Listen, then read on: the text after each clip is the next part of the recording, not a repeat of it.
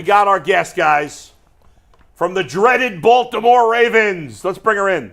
Yeah, let's bring in my homegirl, Carita Parks, man. She covers the Baltimore Ravens via Bowie TV, and she is the CEO of Double Take Sports, man. So she's dope with all her content, and just wanted to bring her on since we talking AFC North draft. What's going on? Hello. Thank you so much for having me. Well, we appreciate you taking the time. Thank you so much. And, you know, here in Cleveland, obviously we hate the Ravens, but we respect them because they do a lot of smart things. Unfortunately, we wish they would do stupid things, but they don't. They mostly do smart things, the Ravens. And, you know, it's funny because the 2 years before last year, Lamar Jackson had missed time with injury.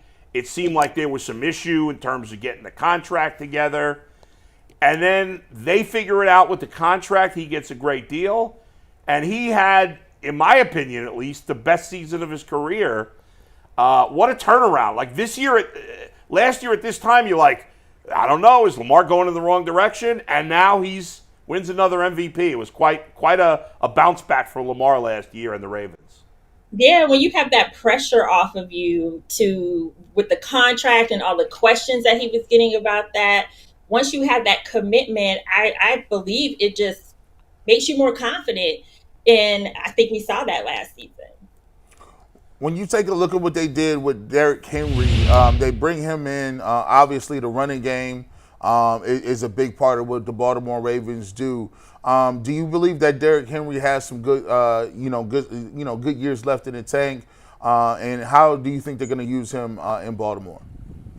Oh, I definitely think he has a lot of good years in the tank. I mean, we still saw his production with the Titans.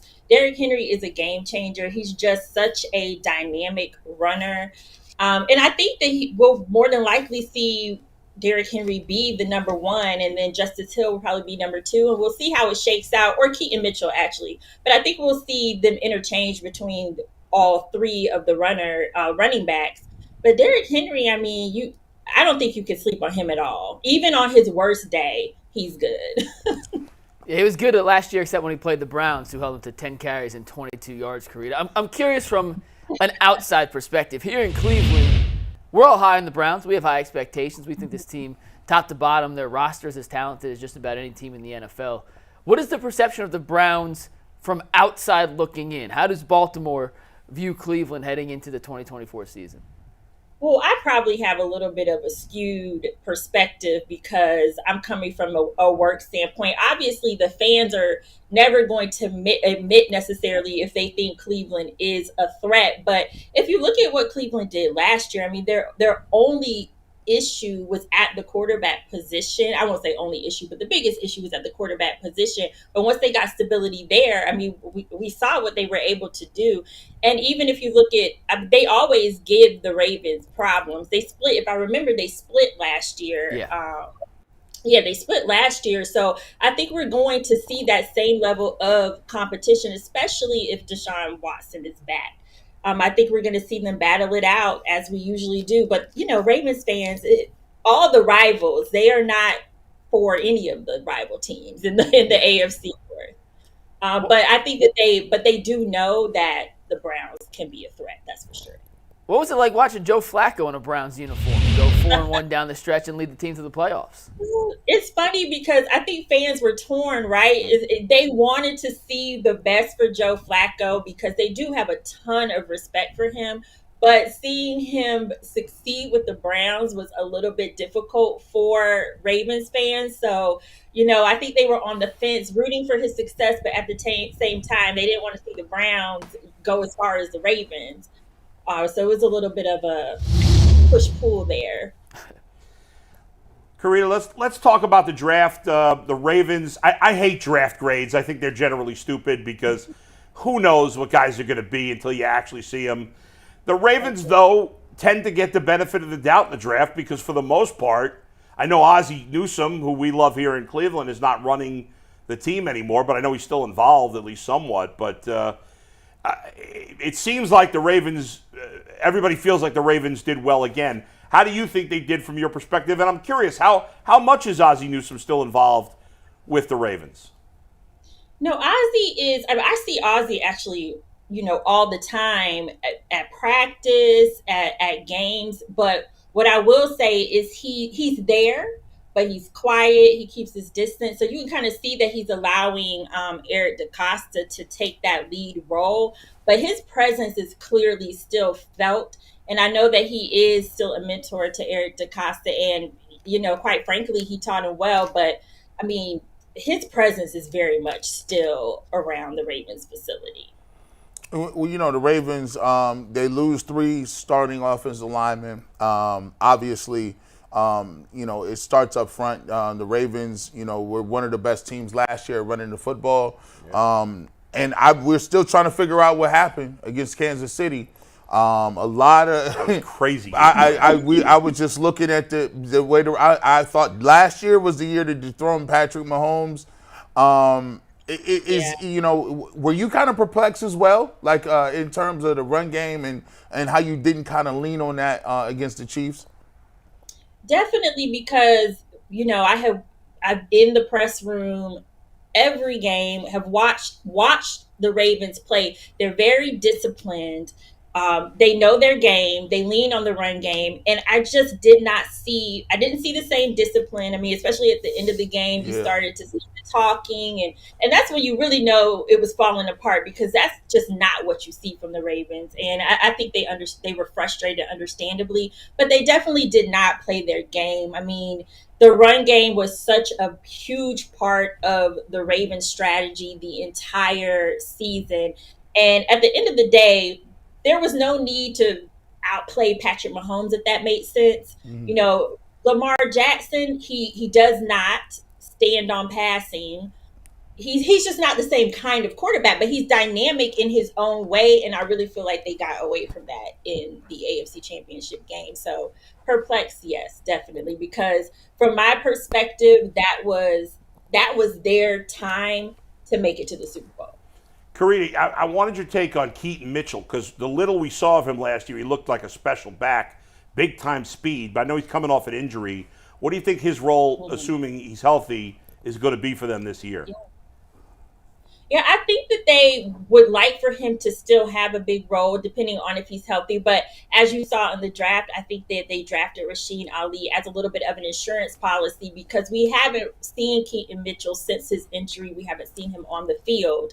But I do know that the Ravens, if you look at last year, the Ravens started to make Keon Mitchell a larger part of their offense. And I mean, he's so speedy, and once he gets away, he is gone. So I think that they would like to, he's definitely in comparison to Derrick Henry, a much different type of running back. So I think that they would still want him to be a large part of the offense, but it's really going to depend on how he overcomes his injury, which is yet to be seen. All right, Carita, I got a question for you. So you talked about Ozzie Newsome. Ozzie was on one of our local radio stations, and he was asked about his evaluation of Lamar Jackson, and if he had the number 1 overall pick, would Lamar still have been the pick? And he said that actually he had Baker Mayfield evaluated as quarterback 1.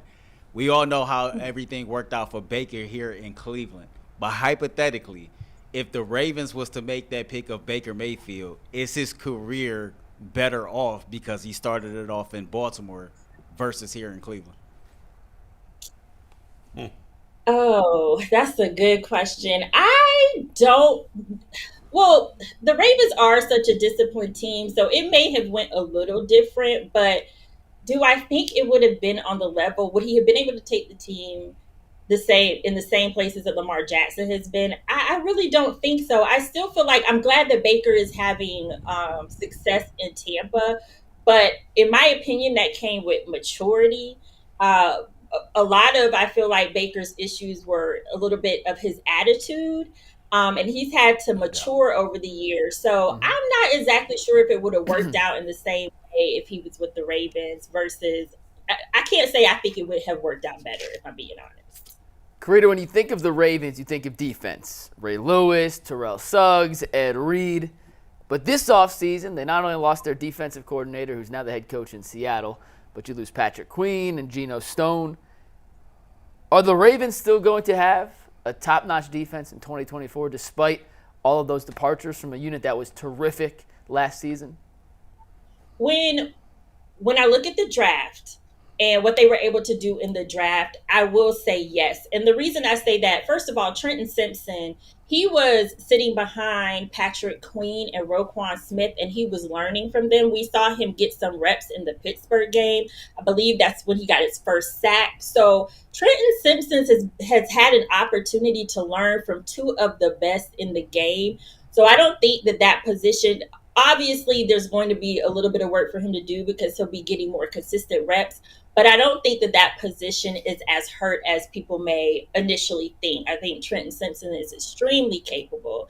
They re-signed Justin Madubuike. They just picked up Odafe Owe's fifth-year option. And then they bolstered the cornerback position with adding Nate Wiggins. And they also got TJ Tampa, who was a great value pick where they were able to get him. So I do think that we'll see the Ravens defense bounce back. They still have some questions on the offensive line because they lost a lot of offense and they didn't do as much in the draft, I feel, to address that. But I think the defense will definitely be okay. Biggest question will also be Zach Orr. What is his scheme going to be? What is his approach going to be on defense?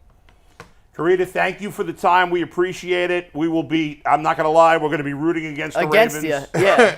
That's just the way it is. We want the Ravens to fail, but they probably won't. Yeah, no doubt. Would not expect anything less. Thank you so much for having me. Thanks, Carita. Thank We you. appreciate the time. Good stuff. Good insight on the Ravens. Listen, say what you want. They're a hell of a smart organization. They keep Are we finding buying ways. what Ozzie was selling there? That he had Baker as quarterback one? Are we buying that, or was he just playing nice with Cleveland? What do you think? No, I think. Listen, Lamar went 5th in that draft, and they traded back up to the end of the first round to get him. I don't think. Well, but that doesn't mean he had Baker 1. No, but I'm just saying to say I had Baker 1 and Lamar not 1. Yeah. Doesn't stray from the actual reality of how the draft unfolded. There's a lot of consensus that draft who was number 1. There was Baker. Some people Josh Allen. Some people love Josh. And Some Darnold. people love Darnold. Yeah, those three. Those were the three being debated. But I'm saying